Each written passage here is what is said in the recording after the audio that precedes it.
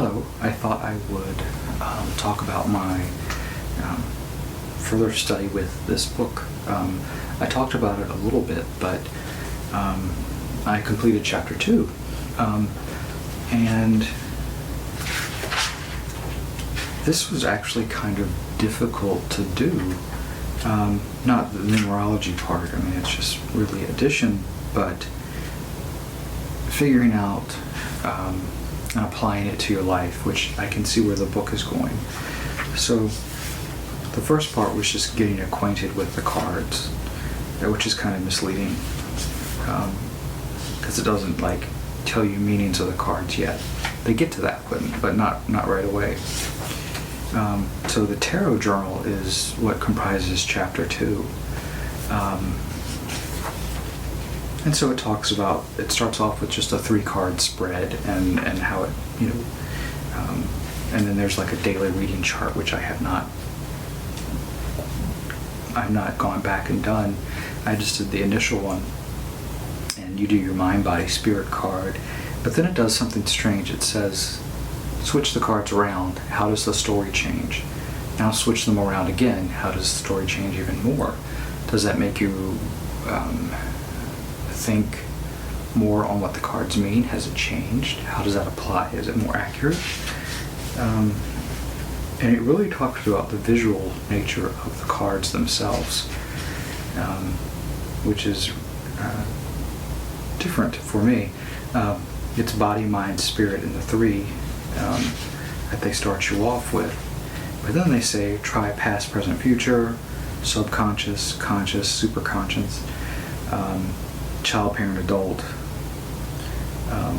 or even this one, idea or plan, the criticism of it, and then how to make the most of your limitations. And those are just the daily readings. Then it gets into the more difficult part, which I thought I was going through your years. So it has a lifetime year graph that you can fill out, and this is the sample one here. And so you look and see what parts of your life in like 10-year cycles were significant and what happened. Like did you get married? And so like my years, my 10-year cycles, when it begins, when it ends. So it looks at when your cycles ended and then when they began. And my first one was the birth of my half-brother when I was like 9, 10, in 88. And then my senior year of college, 10 years later after that, I finished my master's degree and graduated. And then 10 years after that, it had been a year of marriage, of actually being married. And then I started to fill out. I didn't fill out completely because I didn't notice any. I could visualize, I guess, the events in my life. So here's the chart that you can fill out in the book. So you write the year you were born, and then it goes 1, 2, 3, your age. And you can actually see these patterns emerge, which I don't know about you, but I have problems foreseeing a lot of the future. I just don't like. If someone asks me where will I be in 5 years, I'm like, I don't know. Same job? Yeah, pretty much. Same area? Yeah, pretty much. But that's about it. I can't. I have a few goals, like my car will be paid off student loans. Develop my Etsy shop, whatever. But I don't think of those as like milestones. It's really hard to see that. I'm 41 now. I guess when I turn 50, that will be, or 48, that will be interesting. 50. Yeah, I don't know. It's difficult. It's hard enough, right? Especially right now when you're just thinking about, day to day, week to week, month to month. We're in a pandemic. Hearing the news, how bad it is, things like that. And I actually did not fill out this section here, which is, you can see all these blanks. Personality and soul numbered years, first appearance of your cards. I plan to do that later. Most frequently appearing cards, And it's only looking at the major arcana. It's not looking at the minor arcana yet. We're not dealing with that. And sometimes your cards are split. Like the Fool is 22 since there's no 0. And then some years you might have 2 cards for like the same event thing. And then it runs down card lessons, which are usually the major keywords for the major arcana.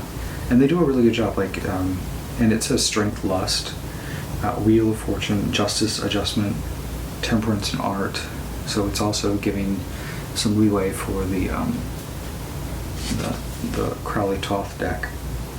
But then I think one of the most interesting things in this chapter was the story. So it starts the story off where you go, you see, you meet the Fool in the garden, and then you meet the Magician, and then you make your way to the High Priestess. And so the High Priestess is the visualization task. Here, it's a guided visualization, so it kind of guides you through it, and even indicates like the number of breaths that you're supposed to take by little hashtags or little pound symbols. Then you fill out, what you see and what you hear, as you go through this. And again, it's strange. You're supposed to get a gift. And with the book, it says there's no wrong answer. You just whatever first pops into your mind, even if you don't, it's crazy. Mine was a hand mirror. So the High Priestess gave me a hand mirror, and then you think about did she tell you what to do with it? And this is what she told me that I remembered.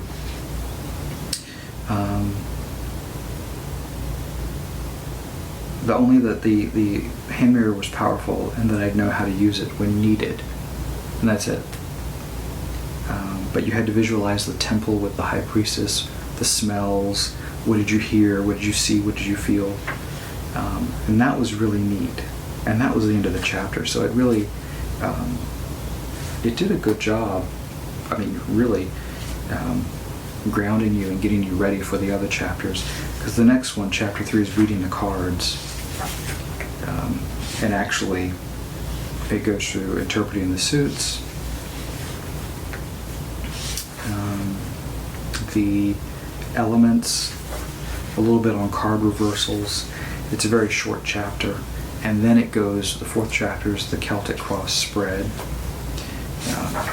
which I used to use in the beginning, and I usually get away from that because it's just a little involved, especially someone that's not familiar with tarot. If you're reading their cards, they don't, it might be a little much for them. And then after that, the court cards personality. So it's the deck. The book itself builds on these concepts, and I think it's a very logical way of doing it. And it's definitely the book is work. If you don't think it's going to be, if you think it's going to be easy and you just breeze right through it, no. I get maybe 2 to 4 pages a day if I concentrate on it. The life chart kind of threw me for a loop, and I left it alone for 3 days and didn't get back to it, and then I got back to it. So I'm just trying not to give up and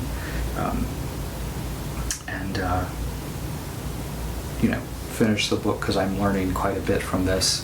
It's almost like I'm being retaught things. Maybe I was taught things incorrectly, or I made a lot of assumptions, and this book clears up a lot of the assumptions that I had made, and putting them in the proper context and in the world of tarot.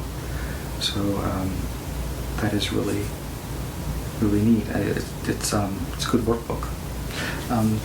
So actually behind me is my little spirit altar place for my cards. Some of my cards. I actually have started to weed my cards. I actually did I got rid of maybe 8 decks. Star Spinner was one of them. I just didn't connect with it. I needed to just get it out of my space. So I got rid of that with a bunch. And a person in Europe actually bought them from me through eBay, and was very appreciative. I got a really nice response when the person got them, and that was great. Someone else can appreciate them more, and I actually sold them for less than I paid for them. And there was nothing wrong with the decks, the 7. I just wasn't feeling them. And that's fine. If someone else can appreciate them, then go ahead. So what I did with that money, since it was all tarot related, was I went online and purchased, I think, 2 more decks. So I got 2 more decks on the way, but they won't be shipped till like mid-August. So, trade some, keep the money in the same thing.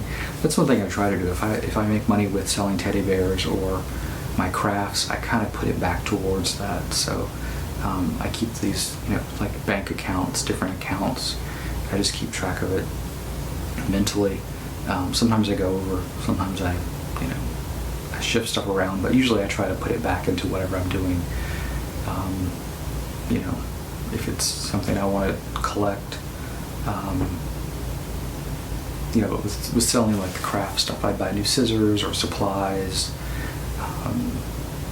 usually it's stuff like that. So with tarot, if I get rid of decks, I don't plan on getting rid of any more anytime soon. Yeah. So let's see, what's a deck I can grab?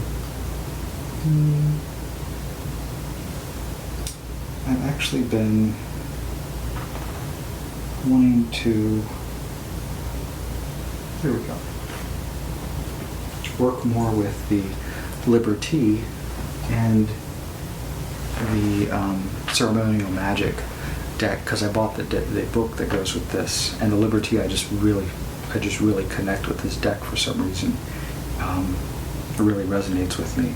But this one, I didn't realize how much research went into putting this together. On the surface it looks like I wish the cards were a little bit clearer, because the Gosha tables are, and the angel tables, they're difficult to read, because the aces have the angel tables on them. But it's really a neat deck. I have not seen, there's the earlier edition, the Babylon edition, and I'd like to get a hold of it, but I don't know what the difference is between this one and the Babylon. I haven't looked it up, but it's a really powerful deck. But this one, since it's based on the Crowley Thoth deck, it doesn't seem as, it seems a little bit more simplistic, this deck, and I just, the artwork is very cosmic. Lots of space stuff. If you look at my review, kind of like, it reminds me of this one, Navigator's Tarot of the Mystic Sea, because I do love this one. I think it's very accessible, and it's actually kind of creepy how stark it is, I guess. Anyway, that's my update on the book that I'm working through. I thought making a video about it would help me kind of keep at it, because it's one of my goals, especially during this sort of slow time of I'm working from home, but who has enough work to fill up the day? So anyway, thanks for watching, and I really appreciate everybody that subscribes. If you have any comments, questions, whatever, I try to respond to all of them, or at least like them. I review everything, so, because my channel is very small. I don't plan on blowing up and selling merchandise or anything like that. I just like to communicate and connect with people that are in the tarot community and share what we learn, because I don't think anybody knows everything about the tarot that's out there making YouTube videos. We're all learning, so we're in this together. Anyway, thanks for watching.